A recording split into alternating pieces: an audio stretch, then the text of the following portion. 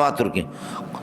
اب ہو گیا قرآن کی لغوی معنی بھی آ گیا اور اصطلاحی معنی آ گیا. تیسری چیز ہے کہ قرآن کا موضوع کیا ہے. تو قرآن کا موضوع توحید ہے، جس پر میں نے آپ سے عرض کر دیا بسم اللہ الرحمن الرحیم کا با دلالت کر رہا ہے. بسم اللہ کا با اس پر دلالت کر رہا ہے.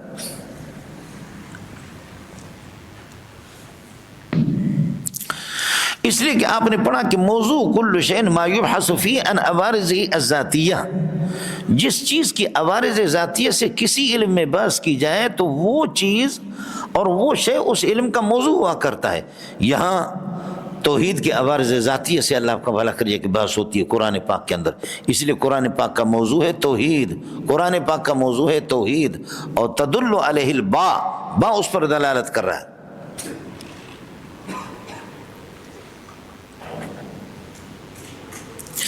اور دوسرا قول یہ ہے کہ نہیں، قرآن کا موضوع ہے انسان. قرآن کا موضوع ہے انسان، اس لیے کہ قرآن میں انسان کے احوال سے بحث کی جاتی ہے کہ بھئی یہ انسان کے لیے حلال ہے، یہ حرام ہے، یہ انسان کے لیے حلال ہے، یہ حرام ہے، یہ مکروہ تنزیہ ہے. یہ ساری چیزیں اللہ کا بلا افعال انسان، انسان کے افعال سے بحث ہوتی ہے. تو معلوم ہی ہو گیا کہ الانسان وہ موضوع القرآن ہے. انسان یہی موضوع قرآن ہے، اس کے حالات سے بحث. یہ بات علامہ سندھی رحمۃ اللہ علیہ نے، عبید اللہ سندھی رحمۃ اللہ علیہ نے کی.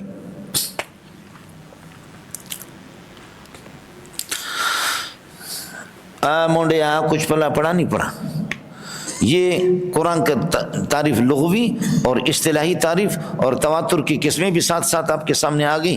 اور اسی طریقہ پر یہ ہے کہ موضوع قرآن وہ بھی آپ سے عرض کر دیا کہ موضوع قرآن توحید ہے، یا موضوع قرآن اللہ آپ کا بھلا کریے کہ کیا ہے، وہ کہ انسان ہے، اس کے احوال سے قرآن میں یہ کہ بات ہوتی ہے. بعض حضرات کہتے ہیں کہ قرآن کا موضوع ایک ہے ہی نہیں ہے. قرآن میں علوم ضروریہ وہ موجود ہے، ہر علم الگ ہے، ہر علم الگ ہے. تو اس لیے ایک موضوع قرآن کا کیسے قرار دیں گے؟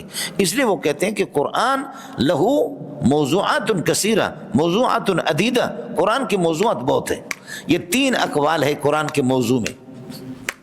قرآن کا موضوع توحید ہے، قرآن کا موضوع اللہ کا انسان ہے، یا قرآن کا موضوع یہ ہے کہ مختلف قسم کی چیزیں ہیں، اور وہ کیا ہے اس کی تعین کسی نے کی نہیں ہے.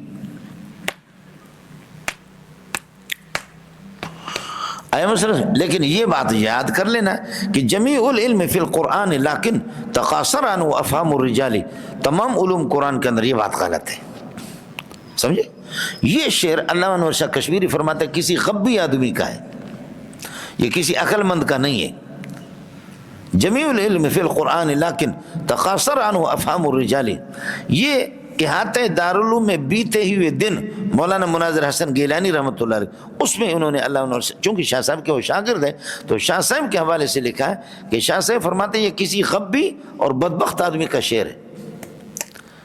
قرآن کے اندر ہر چیز ہے. اچھا، منظور احمد ولد نیک محمد قوم شیخ سیروز زرچین تحصیل وڈ ضلع خلدار، یہ کہاں ہے قرآن میں؟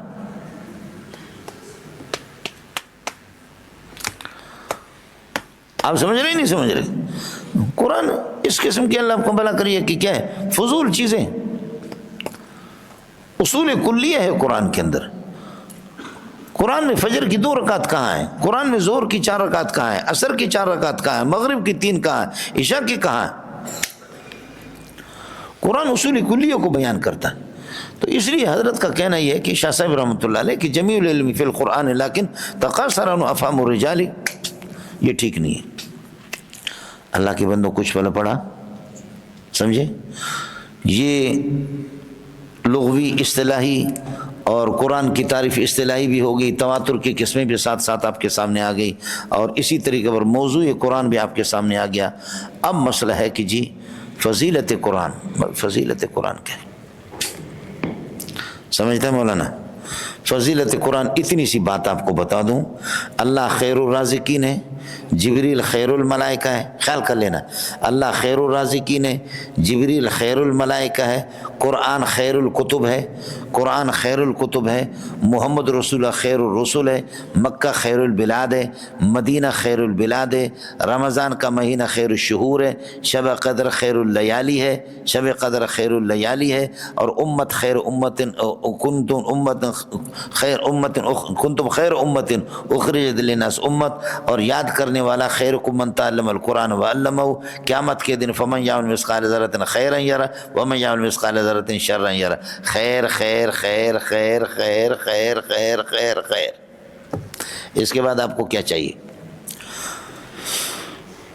سمجھتا ہے؟ اللہ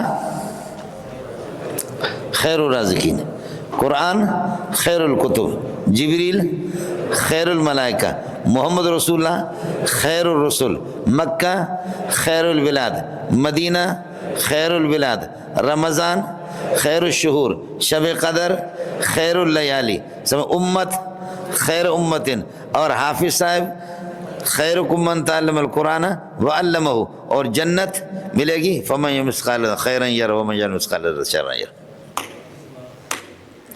اس کے بعد آپ کو کیا چاہیے؟ خیر ہی خیر، یاد کرو تو آپ ہی کی خیر ہے، نہ کرو تو خیر ہے، یاد کر لو تو خیر ہی خیر ہے، نہ کرو تو خیر ہی خیر ہے، اور کیا کریں گے آپ کو؟ کون آپ کو قتل کرے گا؟ اللہ کی بندو کچھ پہلے پڑا؟ اور اس کے ساتھ ایک مسئلہ اور بھی سمجھو، وہ یہ ہے انا اوحینا الیک کما اوحینا الی نوح والنبیین من بعد واوحینا الی ابراہیم واسماعیل واسحاق ویعقوب انا اوحینا الیک،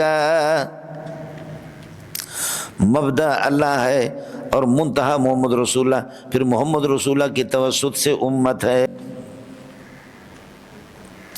اور اوحینا کی جو نسبت ہے یہ نسبت تعظیم کے لیے، یہ نسبت اب مانا ہوگا وحی عظیم من عظیم ما عظیم الی عظیم للعظماء، عظیم وحی، بولو عظیم وحی، عظیم اللہ کی جانب سے، عظیم جبریل کے ذریعے سے، عظیم محمد کے پاس، عظیم مکہ میں، عظیم مدینہ میں، عظیم شہر رمضان میں، عظیم شب قدر کے اندر، عظیم امت کے لیے، عظیم علماء کے لیے۔ اس کا ترجمہ یہی ہے منڈیا، انا اوحینا الیک، اوحینا کی وحی کی جو نسبت ہے نا ضمیر کی طرف، یہ الاسناد للتعظیم ہے، یہ اسناد تعظیم کے لیے، عظمت کے لیے۔ کچھ پہلے پڑھا؟ ہاں مولی صاحب۔ مولانا قرآن پاک میں بنیادی مضامین 8 ہیں، المضامین الرئیسیہ، بنیادی مضامین 8 وہ 8 ہیں۔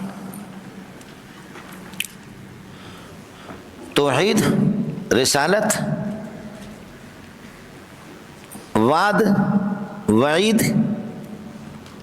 قیامت، جہاد، احکام نظامیہ، انفاق فی سبیل اللہ۔ کیا عرض کرا ہوں؟ توحید، رسالت، وعد، وعید، جہاد، احکام نظامیہ، سمجھے، قیامت، اور اسی طریقے اور انفاق فی سبیل اللہ، انفاق فی الجہاد۔ تو اصل چیز توحید ہے، یہ 8 چیزیں توحید کی طرف لوٹیں گے اس طریقے پر کہ توحید موضوع ہے، اور توحید ہمیں پہنچی ہے بواسطۃ الرسالت، نبی کے توسط سے۔ توحید اصل ہے، توحید ہمیں پہنچی ہے بواسطۃ الرسالت، نبی کے توسط سے، سمجھے؟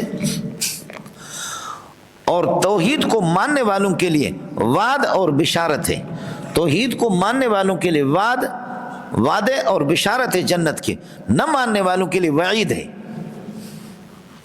نہ ماننے والوں کے لیے وعید ہے، اس دنیا کی بھی وعید ہے، ان سے لڑیں گے، سمجھے؟ اور یہ وعد اور وعید ان کا ظہور ہوگا قیامت کے دن، ان کا ظہور ہوگا قیامت کے دن۔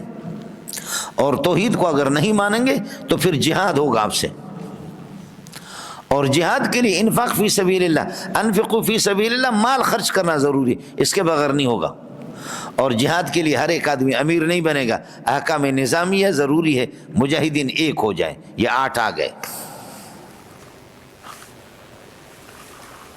توحید بواسطۃ الرسالت، نبی کے توسط سے پہنچا۔ توحید کو ماننے والوں کے لیے وعد اور بشارت جنت کے، نہ ماننے والوں کے لیے وعید ہے۔ اس کا ظہور کب ہوگا؟ یوم القیامت، اور دنیا میں بھی سمجھ رہی ہے کہ، اور پھر یہ کہ توحید کو جو نہ مانیں گے باغی بنیں گے، ان سے ہوگا جہاد، سمجھے؟ اور جہاد کے لیے ضروری ہے انفاق فی سبیل اللہ، سمجھے؟ اس لیے کہ بغیر نوشیدن چائے جنگ نہ میں شود۔ بولو، پٹھان کہتے ہیں نا کہ بغیر چائے پیے جنگ تھوڑی ہو جاتی ہے۔ اس لیے بھائی عبد الوہاب رحمۃ اللہ اللہ مغفرت کامل فرمائے، حضرت فرماتے تھے پٹھانوں کو چائے ضرور پلاؤ، بعد میں اسے جتنا کم لے لو، بغیر نوشیدن چائے جنگ نہ میں شود۔ چائے دے دو، وہ غصہ میں آ گیا تو پھر وہ کچھ بھی کر سکتا۔ اور پھر مجاہدین کے لیے جہاد کے لیے انفاق فی سبیل اللہ ضروری ہے، اور احکام نظامی انتظام، امیر کے کیا فرائض ہے، مامور کے کیا فرائض ہے، یہ سورہ انفال اور سورہ توبہ میں انشاءاللہ آپ کے سامنے آ جائیں گے۔ اللہ کے بندو کچھ پلا پڑھ رہا ہے نہیں پڑھ رہا؟ یہ مضامین رئیسی ہو گئے 8، سمجھے؟ اس کے بعد مسئلہ سمجھو، توحید کی ضد جو ہے نا وہ شرک ہے۔